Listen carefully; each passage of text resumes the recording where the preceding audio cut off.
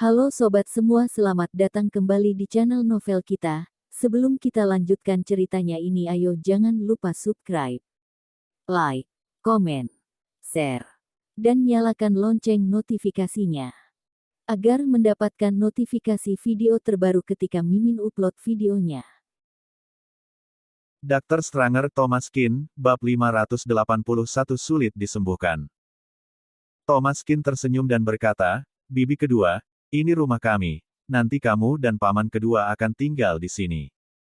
Hanita Kei membelalakan matanya, ini rumahmu. Tempat yang begitu besar.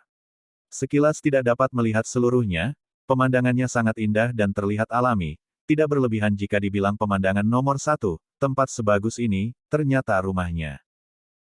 Persepsi Hanita Kei terhadap dunia seperti berubah, untuk pertama kalinya dia tahu, ternyata bisa membangun rumah semewah ini. Kami memutari tempat itu dengan mobil, lalu memilihkan kamar dengan pemandangan bagus untuk paman kedua, dan menyuruh mereka tinggal di sana.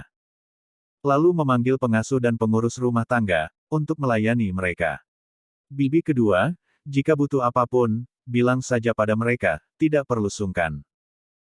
Hanita Kei mengangguk seperti orang bodoh, wajahnya bingung, bukankah keluarga Qin sudah binasa, kenapa tuan muda Qin ini begitu hebat? Thomas Qin mulai mengambil beberapa buku kuno dan membacanya, penyakit paman kedua ini, sangat serius dan sulit disembuhkan. Karena penyakitnya sudah terlalu lama. Sudah 10 tahun yang lalu, dan masih kondisinya masih parah, sekarang menyebabkan seluruh tubuh paman kedua terkena penyakit ini, pengobatannya pun tidak merepotkan. Setelah lewat beberapa jam, paman kedua Qin akhirnya bangun, dia hampir melupakan hal-hal yang terjadi sebelumnya, lalu Thomas Qin memberinya obat. Paman kedua, minum obat dulu, lalu lewat beberapa hari jika sudah baikan, aku akan memberimu akupuntur. Penyakit ini masih tidak kritis, jadi Thomas Qin bisa bersiap untuk mengobatinya secara perlahan-lahan, berharap bisa mengobati paman kedua. Paman kedua Qin. Suasana hatinya stabil, Thomas Qin memanggil beberapa orang untuk memotong rambut paman kedua, menangani memar di tubuhnya, kemudian mengganti pakaian, segera seperti berubah menjadi seseorang. Meski pinggangnya tidak terlalu tegak, namun sikap dan temperamennya sedikit membaik. Hanita Kei terkejut, sepertinya apa yang dikatakan Thomas Qin, 10 tahun kemudian, paman Qin pasti sosok yang kuat. Kondisi paman kedua tidak segampang itu. Bahkan Thomas Qin pun merasa keadaannya sedikit rumit. Dia memanggil beberapa dokter yang sudah berumur, mereka semua adalah ahli terkenal dari seluruh kota Donghai yang dikumpulkan di Provincial Library. Thomas Qin membutuhkan beberapa buku, bagaimanapun, otaknya itu bukanlah sebuah mesin, penyakit ini jarang ditemukan dan harus membaca buku-buku untuk memastikannya. Selain buku pengobatan Tiongkok, tabib, di Provincial Library, para ahli di kota juga sudah mengeluarkan koleksi buku-bukunya, banyak kumpulan buku kuno yang hanya tercetak satu buah, sekarang ahli-ahli itu mengeluarkannya kepada Dr. Qin karena statusnya. Thomas Qin dan yang lainnya memulai penelitian mereka di perpustakaan, semua orang melihat bahwa Dr. Qin begitu bersemangat, mereka menjadi sangat ingin tahu tentang pasien ini. Secara singkat, Thomas Qin menjelaskan keadaan paman kedua Qin, termasuk kondisi nadi, dan banyak ahli terdiam saat mendengarnya.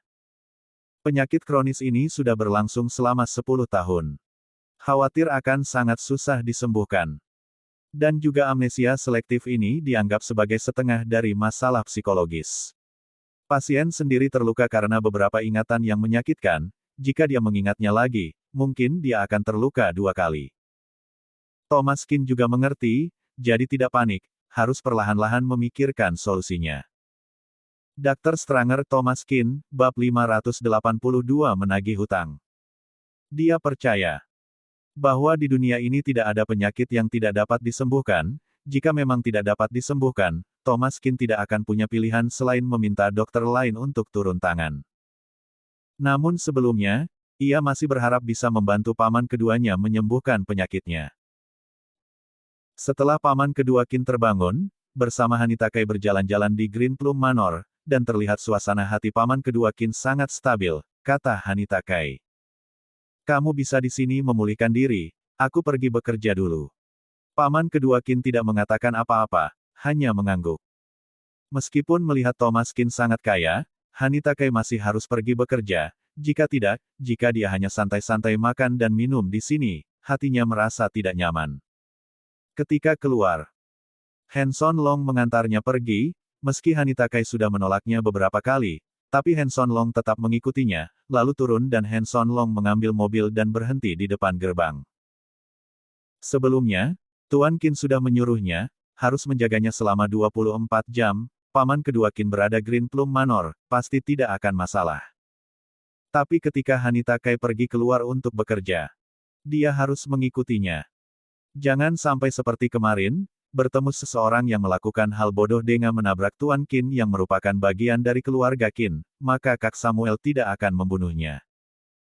Hanita Kai bekerja sebagai pelayan di restoran biasa, malam juga harus bekerja sebagai tukang pijat, 2 pekerjaan selama 1 bulan bisa menghasilkan 6 juta.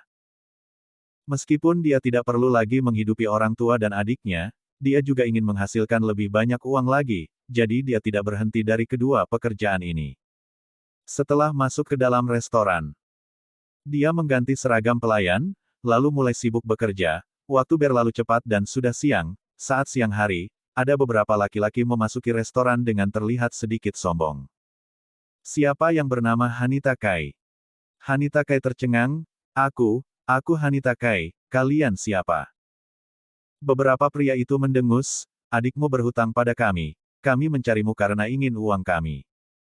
Ekspresi wajah Hanita Kai Yan sedikit berubah, siapa kamu? Bagaimana adikku bisa berhutang padamu? Pria yang berdiri di depannya berkata, Margaku Huang, ini surat hutang yang ditulis adikmu, pernah lihat tidak? Hanita Kai mengambil surat hutang itu, dan matanya membesar. 300 juta. Dia berhutang 300 juta. Orang yang bermarga Huang itu mencibir, 300 juta itu pokoknya, ditambah bunga yang lebih 100 juta, cepat lunasi. Ekspresi Hanita Kai menjadi buruk, dia yang meminjam uang, kalian minta saja pada dia. Kak Huang berkata, jika dia punya uang, apa kami mencarimu? Dia bilang tidak ada uang, dan di rumahnya tidak ada barang berharga, adikmu menyuruh kami untuk meminta uang itu padamu. Hanita Kai tampak kesulitan, atas dasar apa minta padaku, aku juga tidak punya uang. Kak Huang melipat lengan bajunya, kamu tidak punya uang. Kalau begitu jangan salahkan jika kami tidak sungkan-sungkan. Hanita Kai mundur beberapa langkah, wajahnya pucat. Kak Huang mau turun tangan padanya, tiba-tiba dari belakangnya terdengar suara dingin. Kamu mau bertindak tidak sungkan-sungkan pada siapa? Kak Huang menoleh, dia terkejut. Oh ya ampun, bukankah ini Tuan Hanson, kenapa bisa makan di tempat kecil ini? Ketika Kak Huang melihat Hanson Long, wajahnya segera berubah menjadi lebih santai, lalu sikapnya menjadi sopan. Hanson Long berkata dengan dingin, kamu ini mulai meminjamkan uang dengan bunga tinggi lagi. Kak Huang berkata dengan tidak senang, Tuan Hanson, aku juga harus makan, tenang saja, bunganya tidak tinggi, bunganya tetap dengan harga yang masuk akal. Hanson Long mengambil surat hutang itu. Memang bukan bunga yang tinggi. Hanya peminjaman biasa, tetap saja bunganya juga lebih tinggi dari hutang pokoknya. Para teman-temannya ini juga perlu makan, bisnis semacam ini sudah diam-diam diperbolehkan. Demi Tuhan, lupakan uang ini. Bersambung. Titik.